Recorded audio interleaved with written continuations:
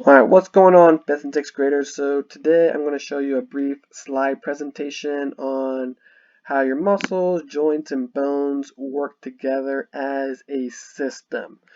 So a few things or a few bones that you all need to know are the femur, the tibia, fibula, humerus, ulna, radius, and the vertebral column, which is also known as your spine or your backbone. I know this seems like a lot, but trust me, I'll break it down so it's a little bit easier to remember. And so to start off, the femur. So the femur is the largest bone in your body, and then that is a structure that forms your thigh. So if you look down here in the middle diagram, these are your two femur bones, which basically extends from your hip all the way down to your knee. And the muscles that surround the femur are the hamstrings and the quadriceps. So the hamstrings, there's a great photograph over here to the left. So your hamstrings are located on the back side of your thigh, and then your quadriceps are located on the front part of your thigh. You do have some other smaller muscles on the inside and outside part of your thigh, but the only two that you all need to know are the hamstrings and the quadriceps. And hopefully you know how to stretch these by now. If you've been paying attention in our warm-ups, you should know where these are located and exactly how to stretch these out, so then therefore you don't pull a muscle or anything like that. All right, moving on to the tibia and the fibula. So the tibia and fibula are the two bone structures that support the lower part of your leg. And if you look over here to the left-hand side, the tibia is the front part, and then the fibula is the outside part of your bottom part of your leg. So if you are a soccer player, or if you had played soccer in the past, or you know of soccer, you probably are aware of what are called shin guards. So shin guards are basically a protection layer that prevents you from injuring your tibia.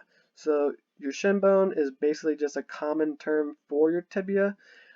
And the fibula, you probably haven't heard of that, but if you have, that's great. So the fibula is a smaller, thinner bone on the outside part of your leg, and that extends from your knee all the way down to your ankle. So if you feel where your ankle is near your foot, that is actually the very bottom part of your fibula. So if you have ever heard of someone, oh, I broke my ankle, it's actually your fibula that is broken, which extends from your knee all the way down to your ankle. So that is a cool little thing for you all to be aware of. And I pulled this photograph on the right hand side off the internet because this person has very distinct calf muscles, which you all should know as your gastrocnemius. So if you've been paying attention, squad 9, this is your stretch, and these are the two muscle bellies that form that gastrocnemius. All right, excuse me. So moving on to the humerus. So the humerus, this is the bone that provides structure from your shoulder down to your elbow. And the triceps and the biceps are the muscles that surround this bone.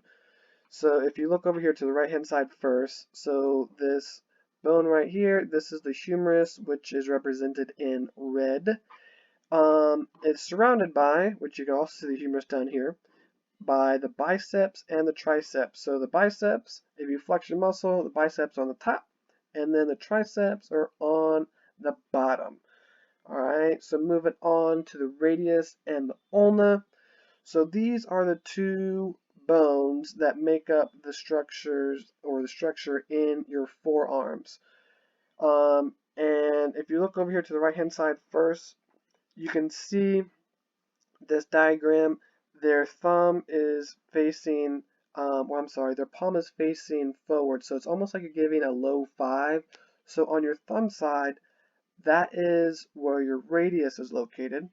And then on your pinky side, that is where your ulna is located. So there are actually two bones in your forearm that make up the structure of your forearm. It's not one like the humerus. There are actually two thinner, smaller bones.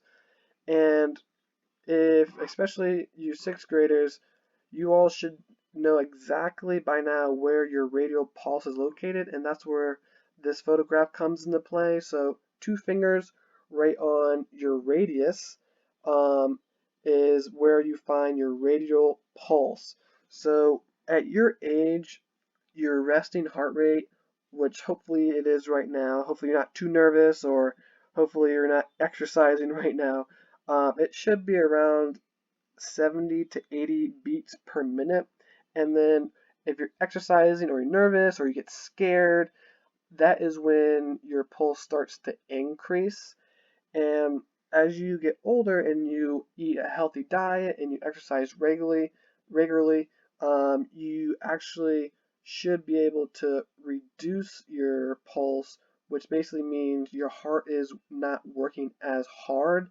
So then, therefore, your heart is long lasting, and then it doesn't have to work as hard compared to somebody else that doesn't eat a healthy diet or that doesn't exercise regularly. So that's why it's so important to um, to make sure that you do exercise, whatever exercises that you prefer to do, whether that's dancing, playing sports, or running, things like that. So it's very, very important to have a healthy lifestyle.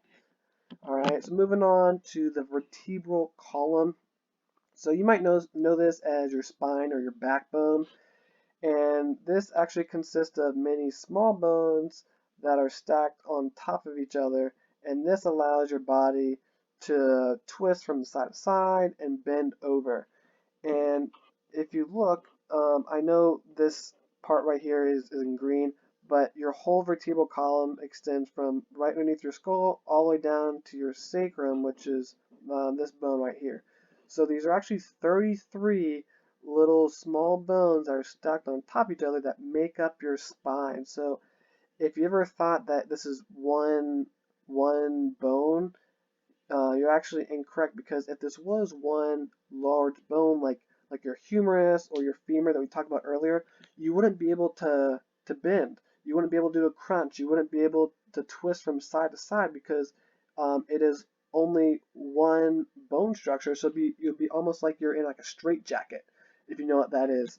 Um, so that is one thing to keep in mind. Your vertebrae, which is each individual bone makes up your whole vertebral column, which is this whole part right here. All right, so moving on. So the last thing that we're going to get into are the 3 types of joints that you all should know. And then I'm going to go one by one.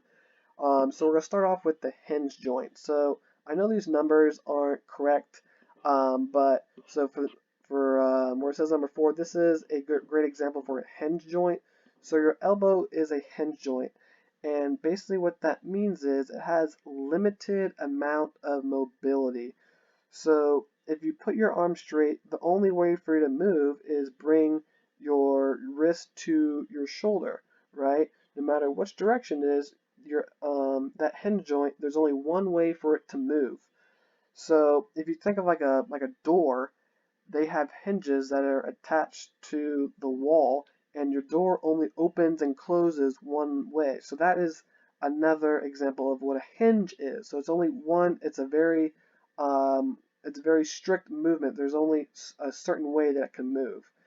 If it moves other ways, then that's another issue. But just notice that hinge joint, limited amount of mobility. Now we're going to move on to the ball and socket joint. So a great example of this is your shoulder. And if you notice, you can move your arm in several different ways. You can put it up in air, you can go across your body, you can move your arm behind your back. So your ball and socket joint basically allows your body to move in a lot of various different ways. And another great example of a ball and socket joint is your hip, which you can follow my mouse is right here. And if you are able to, especially if you're a dancer or if you play sports, you're pretty active, you should be able to move. Well, you are all pretty young, so you should be able to move your hip in a lot of different ways, and which is very similar to your shoulder. So those are 2 examples of what a ball and socket joint are. And then the last one we're going to dive into is the pivot joint. And if you see the arrow, it's located on the vertebral column, which we just got into. So if you notice what I talked about, your vertebral column has 33 different vertebrae that are stacked on top of each other. The last two make up a pivot joint, which allows you to rotate your neck from side to side. So the pivot joint has a decent amount of mobility, but not quite as much as a ball and socket, but it definitely has more compared to the hinge joint. So these are three joints that you all should know. There are other types of joints in the body, but there are only three that you all should know at this point. Um, and then, so that basically concludes my slide presentation. I hope you guys enjoyed it, and I hope you all have learned something new, because honestly, that is the most important part. Alright, so enjoy the rest of your day, and I hope to hear back from you, and have a great day. See you later.